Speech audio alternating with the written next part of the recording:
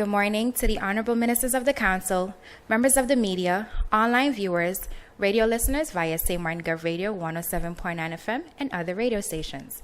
I'm Rolika Roach and welcome to the live Council of Ministers press briefing for today, Wednesday, October 3rd, 2018.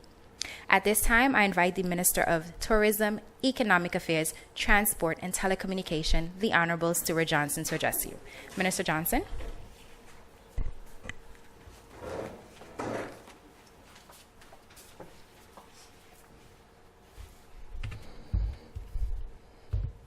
Fellow colleague ministers, esteemed members of the press, persons viewing live and subsequently by other media broadcasts that follow, people of St. Martin, good morning.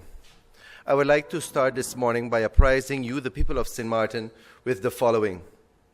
Presently, the Junior Tourism Minister, Kira Myers, is attending the Caribbean Tourism Organization, CTO's State of Tourism Industries Conference and Youth Tourism Congress in the Bahamas. This year's theme is Rejuvenate, Recreate, Reconnect, New Directions for Caribbean Tourism.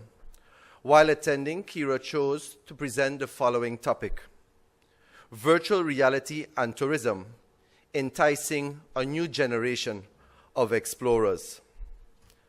As the Junior Minister of Tourism shares her ideas and her vision for the tourism product development of our country and how we can implement virtual reality, VR, to encourage persons to visit our destination and to enhance an existing product that will surely make the visitor experience even more memorable and enjoyable. Upon her return, Kira will have an active agenda alongside my person in participating in several events and several initiatives. I am so elated to deliver on a promise that Kira was to attend the CTO, but due to the passage of Hurricane Irma, she could not last year. So I have no doubt the dynamics of Kira that she will surely represent our country well in the Bahamas as we speak. Second, update for the people of St. Martin this morning. I would like to apprise the people of St. Martin, as well as my esteemed colleagues, of my report of my recent travel to Europe. Outlined in the report is a variety of meetings, press conferences, and media interviews which I attended. The 11-page report is available for my colleagues at the Council of Ministers immediately. Point 3 of my updates for this morning. As World Tourism Day was recently observed, I would like us never to forget how important the tourism sector is for our country, as it's time we as a people activate our civic responsibility and take ownership of key initiatives, such as the recently held coastal cleanup that was held. I applaud the organizers of this event, and I encourage more persons to take initiatives such as this, which will only strengthen our country. At this time, I look forward to any further questions from the press, and I thank you for my opening remarks. Thank you, Minister Johnson, for your opening remarks. At this time, I invite the Minister of Education, Culture, Youth and Sport, the Honorable Wycliffe Smith, to address you. Minister Smith.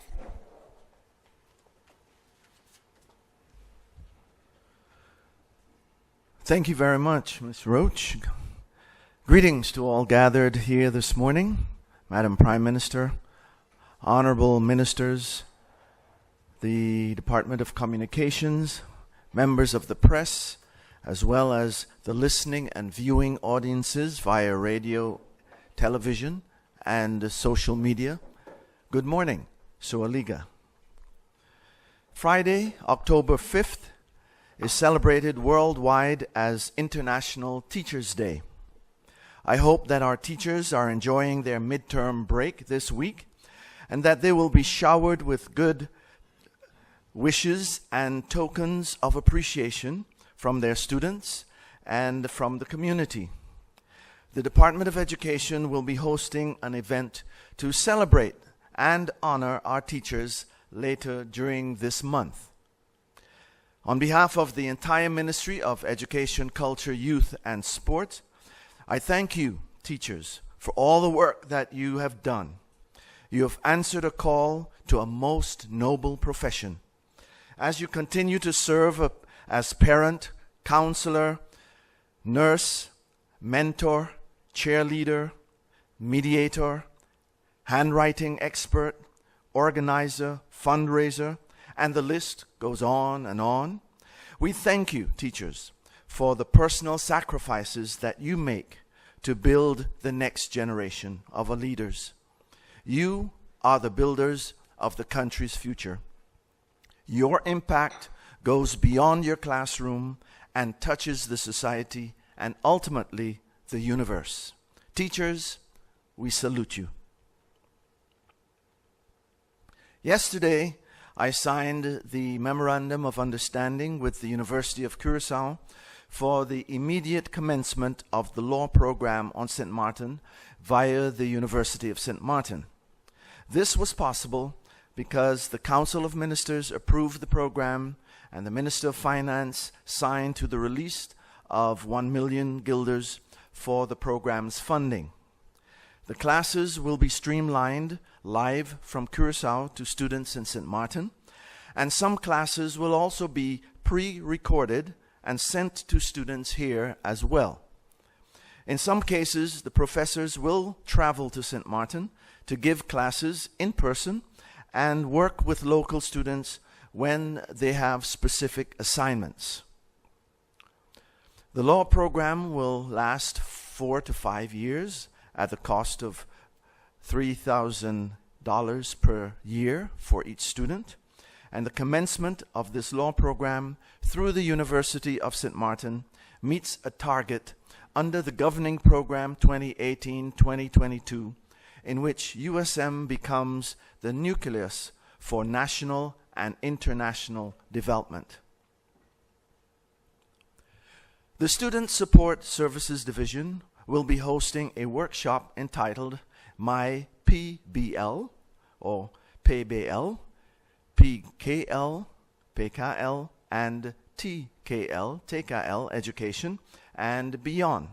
This workshop is geared towards helping our students understand what opportunities they have after completing vocational secondary education and training on St. Martin.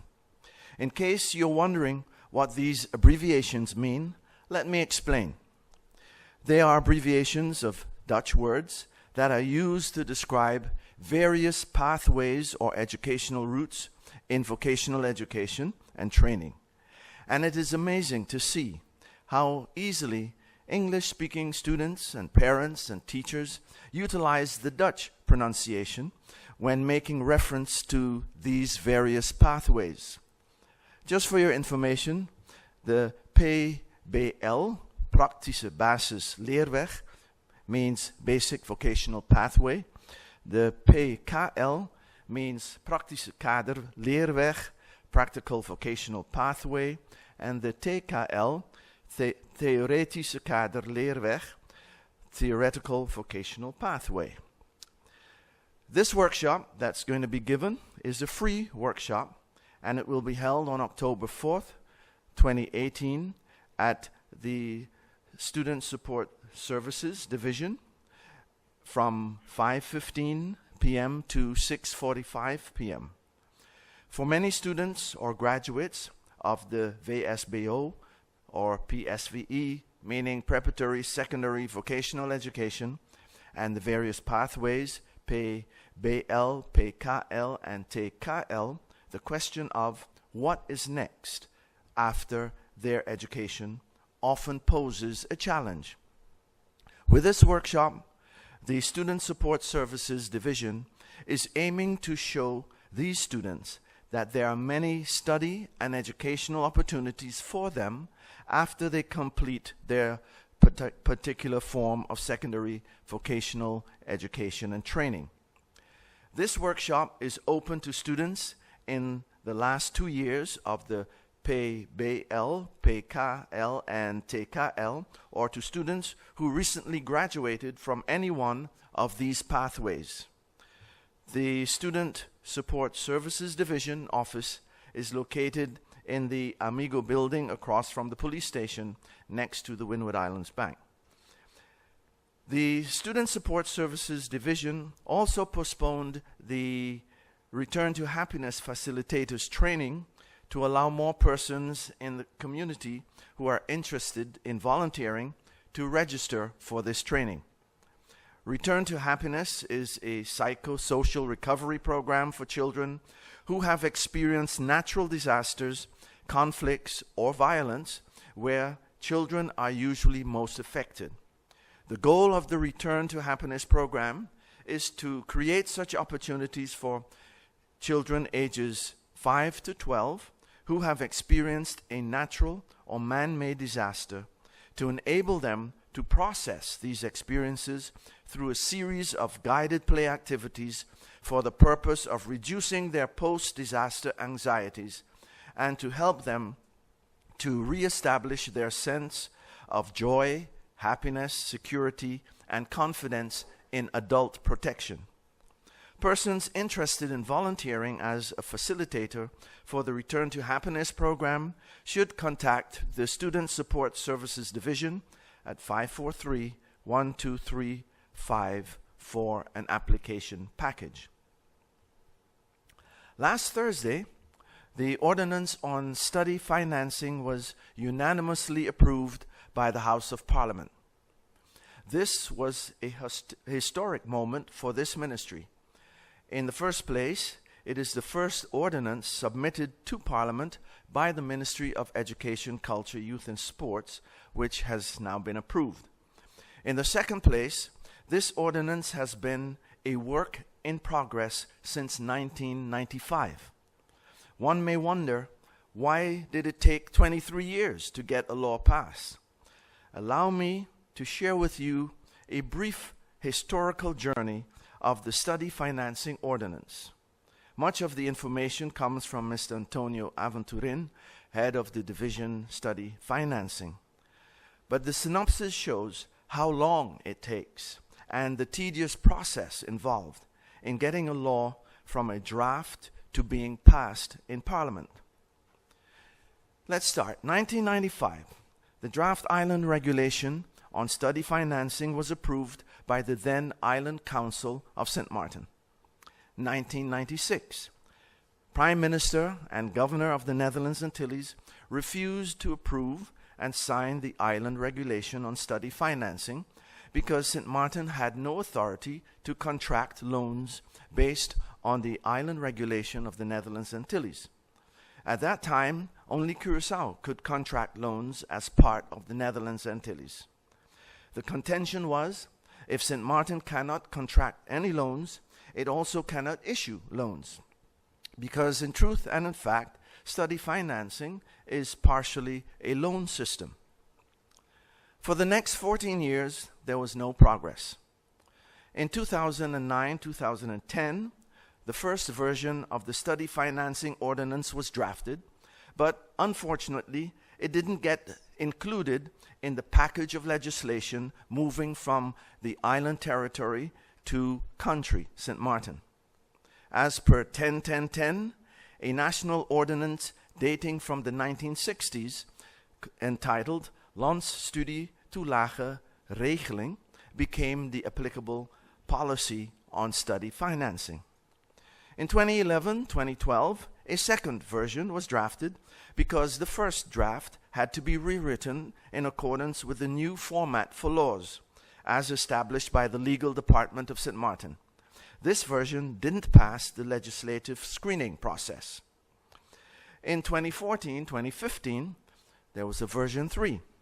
A consultant was hired to rewrite the law in accordance with the comments from the legal department. Unfortunately, version 3 failed the legislative screening process as well. 2015, version 4. Another consultant was hired to make the final changes as requested by the legal department. 2015-2016, version 5. Yet another consultant was hired to complete the process. Again, the legal department rejected the ordinance because the law was deemed discriminatory, because not all citizens were eligible for study financing. The law was based on the study financing legislation in the Netherlands, where everyone is eligible for funding once you attend school. 2016-2017, version 6. It was decided that the law had to be completely rewritten and reworded from scratch. In the end, this version was also rejected by the legal department. The study financing ordinance failed the legislative screening process for the 7th time. Finally, in 2018, the draft legislation was approved by the Council of Ministers, and subsequently it was sent to the governor, who then submitted it to Parliament for approval.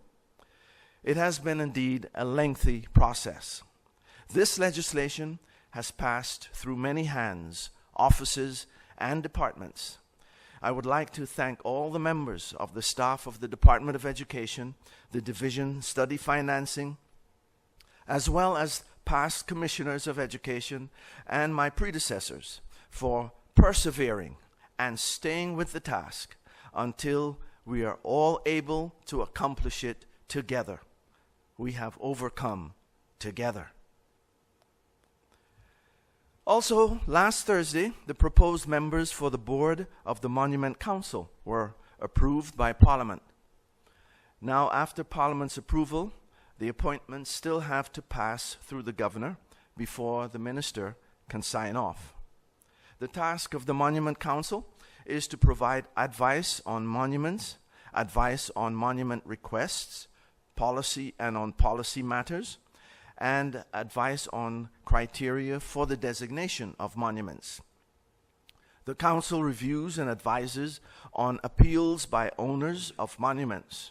In addition, the Council advises on requests for repairs, restorations, and/or demolitions of monuments. Let me give you a concrete example as to how the Council works. If, for example, a building has been listed by government as a monument, then before repairs or modifications can be done to that building, the Monument Council must be consulted.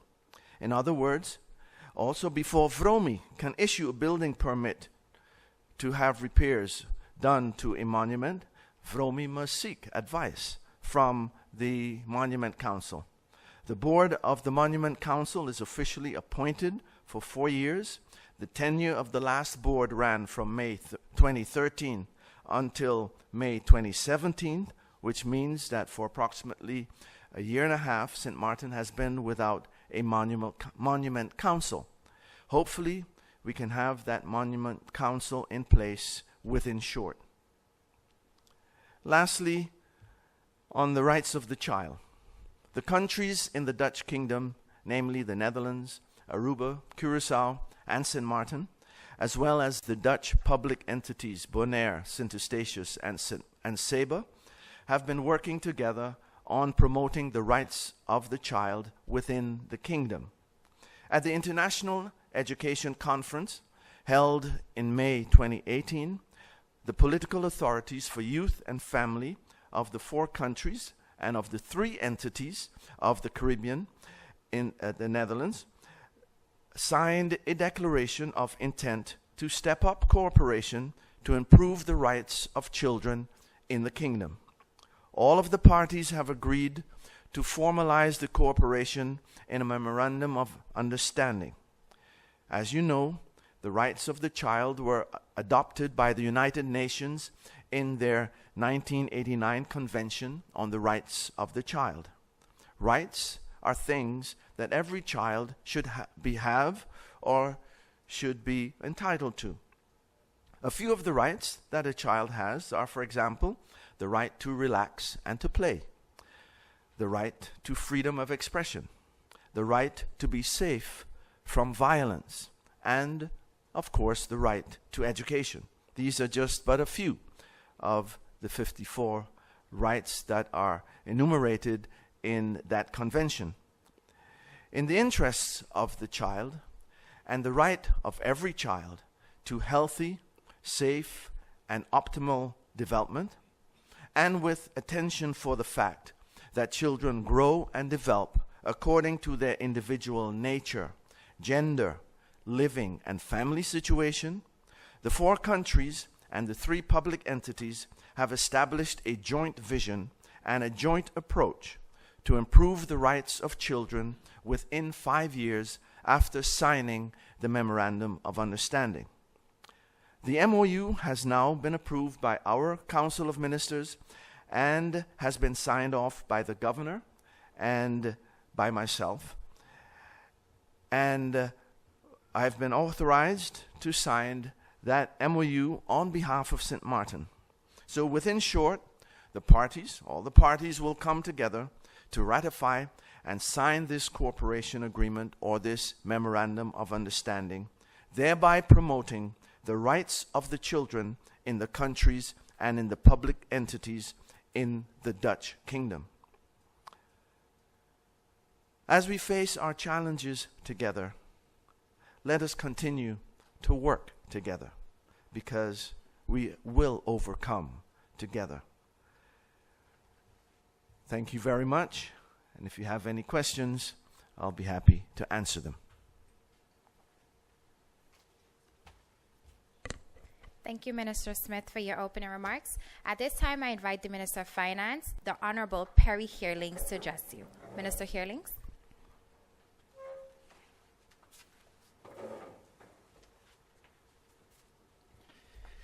Good morning. Thank you, Mr. Roach. Good morning to my esteemed colleagues. Good morning to the press corps. Good morning, St. Martin. This morning I would like to share with you two short announcements. First of all, I can inform the public at large that the 2019 budget is ready to be presented to the Council of Ministers, which will happen tomorrow. So we are on track with that. Then secondly, when I took up office as the Minister of Finance, I announced that I would present country St. Martin with a financial recovery plan for St. Martin. I can also announce you that that recovery plan has been completed and it's ready to be discussed also in the Council of Ministers. Then it is the idea that by next week this plan will be shared and delivered to the various stakeholders and shared with the community. The recovery plan forms also part of the discussions that will take place later this month in The Hague, because of course the Netherlands continues to be an intrinsic part of the process in getting our financial household and financial management in good order. However, I need to also mention that the first responsibility to do this lies with us. And the recovery plan also mentions that and gives us indications how we need to proceed where that is concerned, to pick up our own responsibility and to make sure that in the coming years we are moving forward to a sound financial system for our country. And then lastly, the recovery plan will also be available on the newly to be launched Facebook page of the Ministry of Finance. Hopefully that will be done by the end of this week on Friday.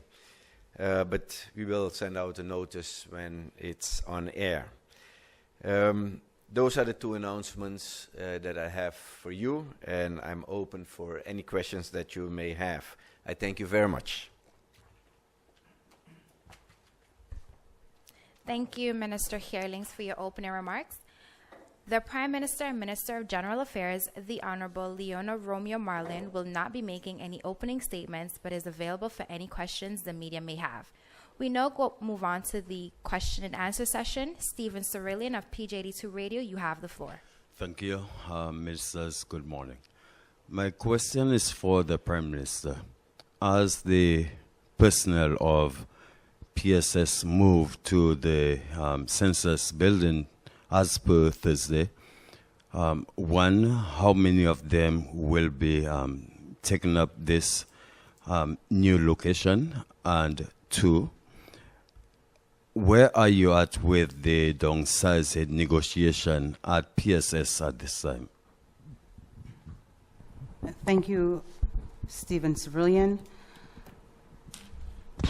The first, let me start with the last part. There are 14, according to the report that was done, the assessments that was done by SWAB, 14 positions that were needed in the downsizing for that location for PSS. The remainders have been also, the remaining personnel has also been assessed. And this week, we are starting with interviews to try to see how we can assist them in placement.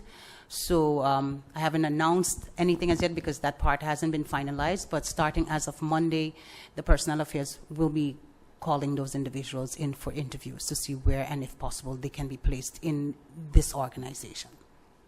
Thank you, Prime Minister. Andrew Dick of the Daily Herald, you have the floor. Good morning to the Council of Ministers. Minister Johnson, concerning the public transportation, the Bus Association met on Sunday. They asked for an audience. Any response to that? Andrew, thank you for your question. It's good seeing you here at press briefings once again. Indeed, I know it made a daring headline yesterday morning on the front page of our media, but I know the United Bus Association, and I had a very upfront and very candid initial conversation going forward in terms of the plans and projects that we have in mind. So, of course, Andrew, it is being scheduled, the meeting with the Bus Association, by the end of this week with my office. Thank you, Minister Johnson. We now move on to the second round of questions. Stephen Cerulean. Mr. Johnson, you're just back from Europe. Did not specify exactly where from Europe, but a report has been compiled based on your visit or working visit to Europe. Can you give us an insight into the report as you will be making it available to the Council of Ministers as of Thursday?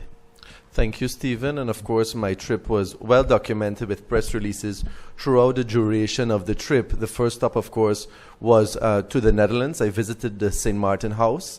Imperative of visiting the St. Martin House was establishing not only a close working relationship between the St. Martin Tourist Bureau and the St. Martin House, the Minister Plenipotentiary and the Deputy Minister Plenipotentiary, but also having them outline and understand the plans of TIAT, the plans, the objectives, and the priorities.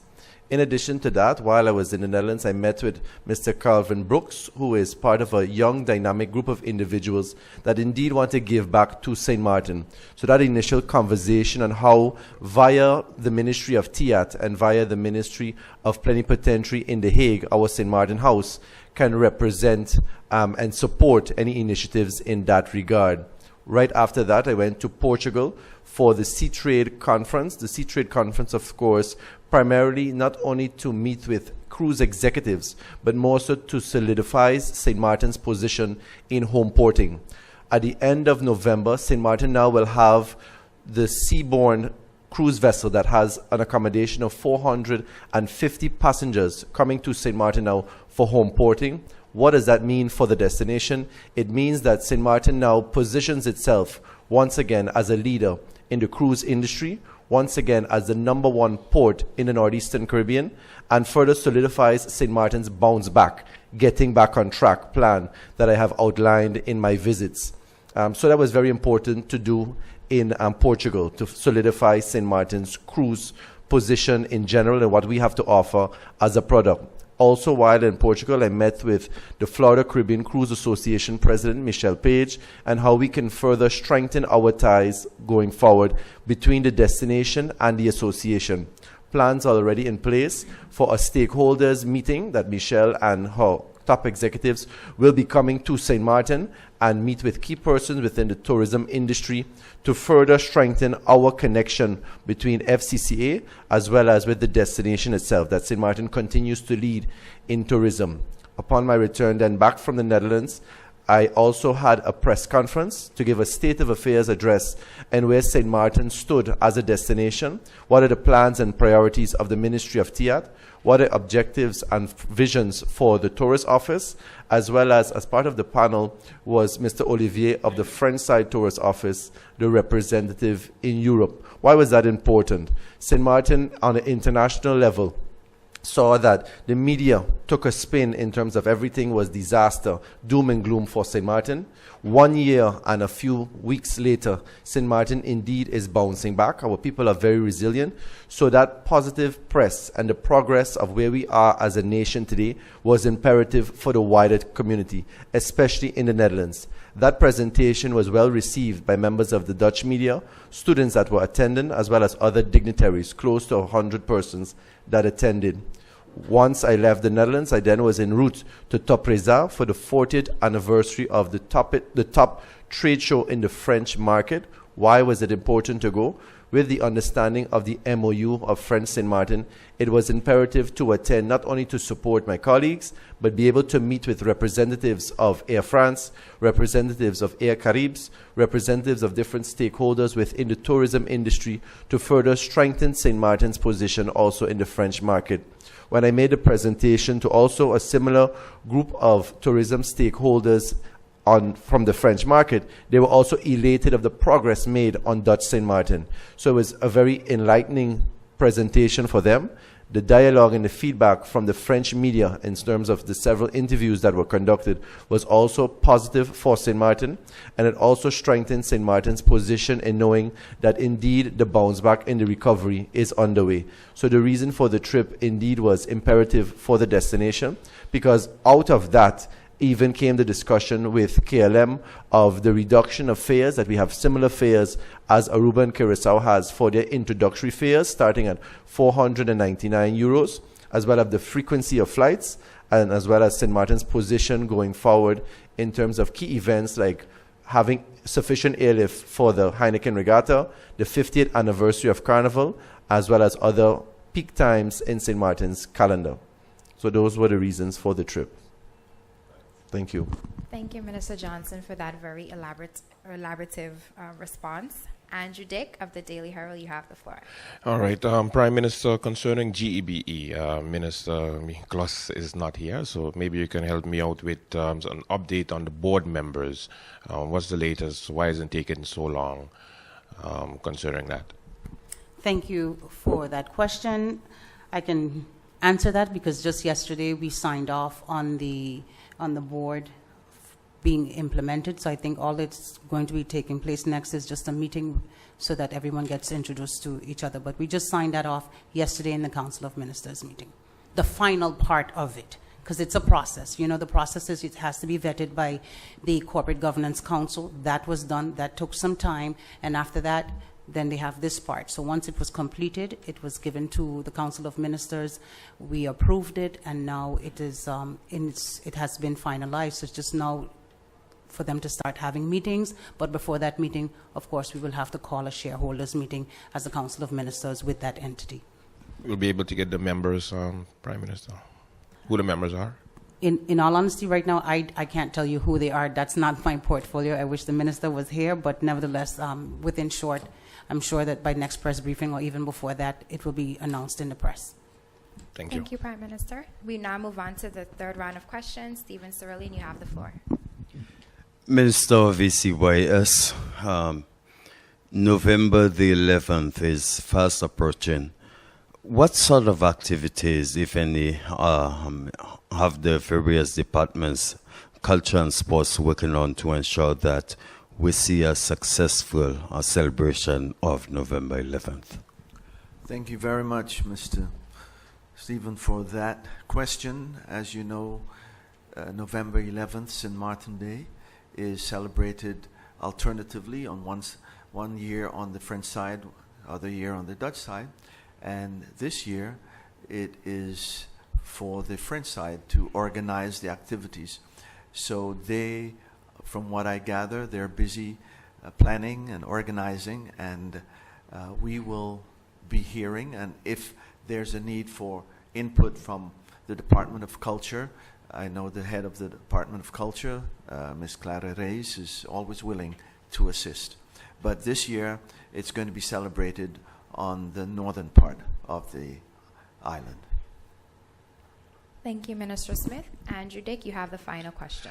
Minister Healings, concerning the draft budget 2019, what are some of the major points, especially with the recovery plan for St. Martin? Thank you, Mr. Dick, for that question. There's a lot of major points, but what becomes very clear in the 2019 budget, it is a continuation or an addition to Budget Amendment 2018, the second Budget Amendment 2018, which is being handled as we speak. The major focal point on that is that we should be able to initiate the projects that need to be done. That means that the capital investment, the capital expenditures part of the budget is one of the most important parts of it, because that would allow us to attract loans, contract loans, to be able to help and solve issues like the dump and other major projects that we need to do right now. So the 2019 we will follow up on that, and of course, other parts it is mostly on the recovery end of it. It's mostly on the recovery end, and I've tried to make or facilitate my fellow ministers and the ministries to be able to do what they need to do in the coming fiscal year. Thank you, Minister Heerlings, for your response. Honorable Ministers of the Council, members of the media, radio listeners, and online viewers, this brings us to the end of the live Council of Ministers press briefing for today, Wednesday, October 3rd, 2018. For rebroadcast, tune in every evening at 7 p.m. on St. Martin Cable TV. For video on demand, log on to the official government's website at www.stmartingov.org. On behalf of the Department of Communication, I'm Rolika Roach, and do have a pleasant day further.